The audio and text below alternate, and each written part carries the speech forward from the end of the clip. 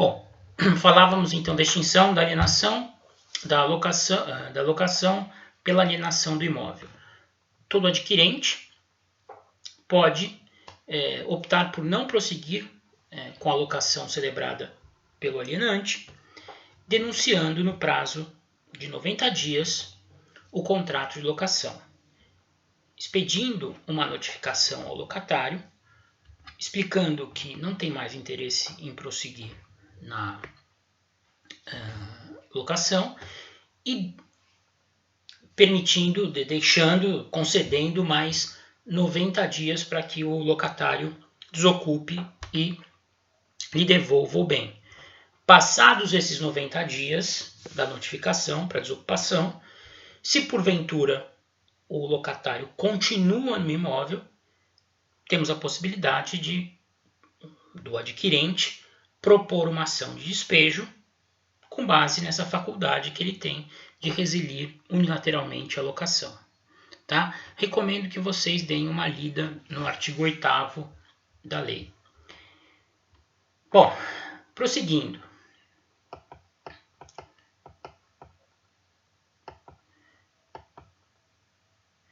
Só um detalhezinho no caso da alienação do imóvel. Se o contrato celebrado pelo alienante com o locatário tiver prazo determinado e tiver uma cláusula de vigência averbada no registro de imóveis, o adquirente estará obrigado a respeitar o contrato até o final.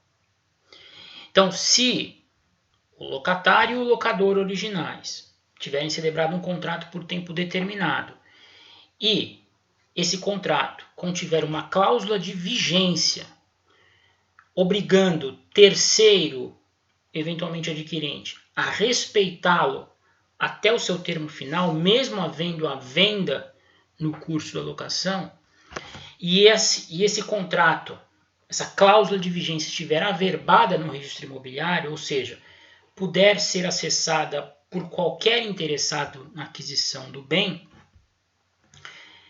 essa cláusula terá de ser respeitada. Tá? E aí o adquirente não poderá exercer a faculdade que lhe permite o artigo 8º da Lei de Locação. Ok? Bom, partindo para o artigo seguinte, o artigo 9º. Né? O artigo 9º da Lei de Locações, ele coloca pelo menos 4 situações, 4 causas de extinção que justificam a propositura de uma ação de despejo. A primeira delas é o descumprimento do mútuo acordo. Né? As partes podem pôr fim à locação através de mútuo acordo. De repente, muito embora a locação tenha sido celebrada com prazo, de 30 meses, passados 15, 18 meses, tanto o locador quanto o locatário estão insatisfeitos. O locador acha que o locatário está pagando um aluguel diminuto, o locatário entende que está pagando um aluguel muito caro, eles sentam, conversam e estabelecem a extinção por distrato, né? Resilição bilateral do negócio. Naturalmente que, nesses casos, o locatário vai pedir um tempo para desocupar a coisa, porque no caso de uma questão envolvendo locação de imóveis urbanos, normalmente existe todo um tempo necessário para que o locatário consiga tirar todos os seus pertences do imóvel e devolvê-lo de maneira adequada ao locador. Se, porventura, o locatário venha a descumprir esse prazo concedido pelo locador no distrato celebrado, evidentemente que o locador poderá, com base no artigo 9º, inciso 1, promover uma ação de despejo para exigir a desocupação forçada do imóvel e com a sua consequente devolução por parte do locatário. Então, o descumprimento do mútuo acordo autoriza o manejo pelo locador de uma ação de despejo para reaver a posse do imóvel, ok? E só um detalhe importante, enquanto essa ação se processar e o locatário que descumpriu o distrato permanecer no imóvel, evidentemente que ele vai continuar obrigado ao pagamento dos aluguéis. Os aluguéis são devidos até a efetiva desocupação da coisa, o que se dá no momento em que ele deixa o local e devolve as chaves ao locador. A segunda causa de extinção prevista pelo artigo 9º, que pode ensejar a propositura de uma ação de despejo pelo locador, é a prática de uma infração legal ou contratual por parte do locatário. Temos aí exemplos que podemos citar de infrações contratuais ou legais praticadas pelo locatário. Por exemplo, o locatário muda a destinação do imóvel sem prévio ajuste com o locador. Uma locação que foi celebrada para fins residenciais, numa locação celebrada para fins residenciais, o locatário, sem prévio ajuste com o locador, resolve empregar o imóvel para fins comerciais. Trata-se de uma infração contratual e legal também, porque é um dos deveres do locatário nas locações de imóveis urbanos preservar, manter a locação, a ocupação para os fins destinados pelo contrato. Essa é uma causa que pode levar à propositura de uma ação de despejo por parte do locador. Outro descumprimento de norma legal que pode ensejar a propositura de uma ação de despejo pelo locador ocorre quando o locatário não apresenta um fiador em substituição, na hipótese do fiador inicialmente aceito pelo locador vir a falecer no curso do contrato. Se o garante da obrigação falece no curso do contrato, a lei garante ao locador o direito de exigir do locatário a apresentação de uma nova garantia locatícia, seja um novo fiador ou uma outra garantia capaz de assegurar o cumprimento das obrigações do contrato.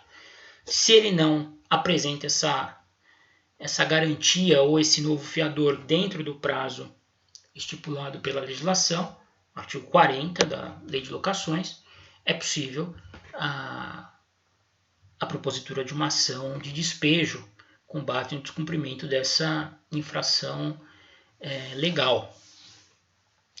Enfim, outra coisa, o contrato não autoriza a sublocação e o locatário subloca o imóvel, a integralidade do imóvel, uma parte do imóvel, para um terceiro. Também essa é um descumprimento de infração legal e contratual que pode ensejar a propositura de uma ação de despejo pelo locador. Inclusive, nesses casos em que não é autorizada a sublocação e ela é feita pelo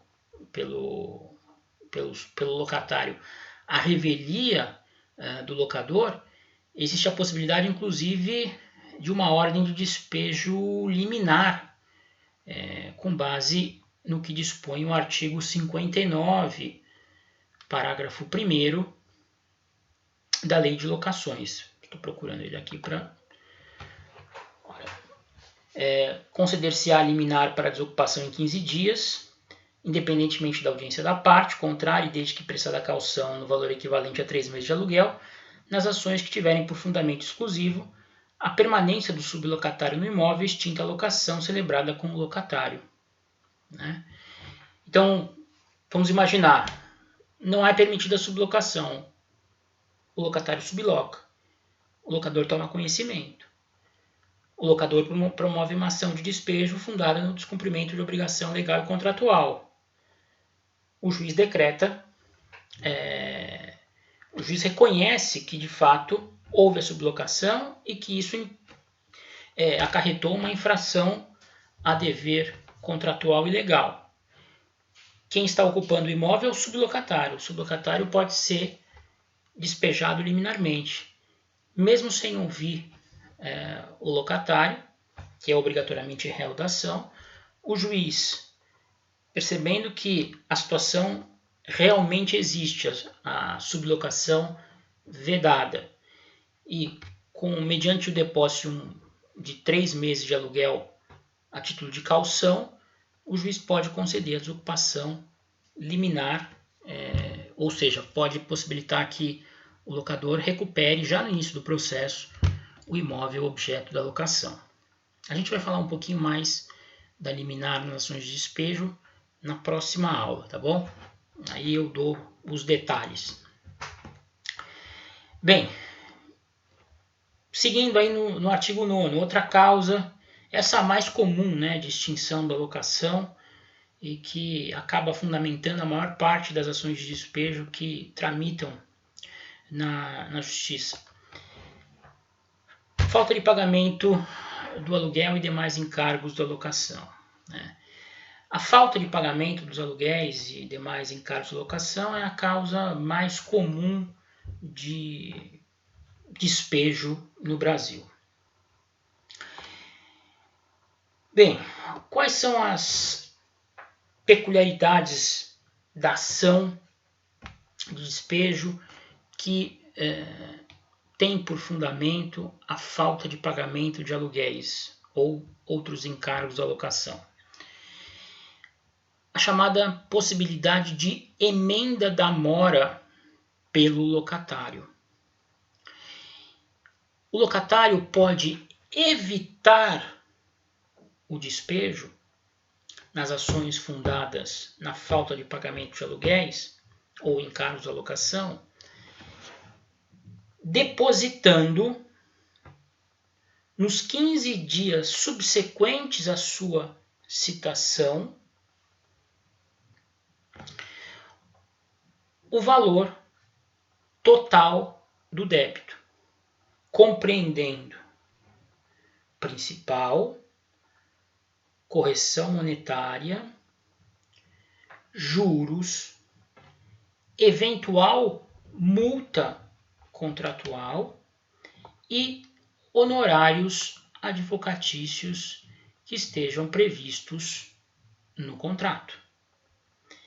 Então, sempre que houver a possibilidade, sempre que o fundamento da ação for a falta de pagamento de aluguéis, será possível o locatário réu da ação evitar o despejo, depositando nos 15 dias subsequentes à sua citação o valor total do débito, que deverá abranger, segundo o artigo 62, inciso 2, alíneas A, B, C e D da Lei de Locações, os aluguéis e encargos devidos, a correção monetária, os juros de mora, as custas do processo e os honorários advocatícios do advogado do locador, fixados em pelo menos 10%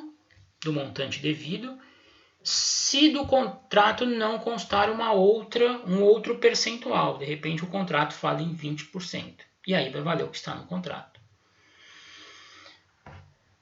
Depositando o valor total da dívida, incluindo todas essas verbas, nos 15 dias subsequentes à citação, o locatário evita o despejo. Agora, nós temos que fazer alguns comentários aí sobre aspectos relevantes do ponto de vista prático. E eu vou deixar para fazê-los no próximo vídeo.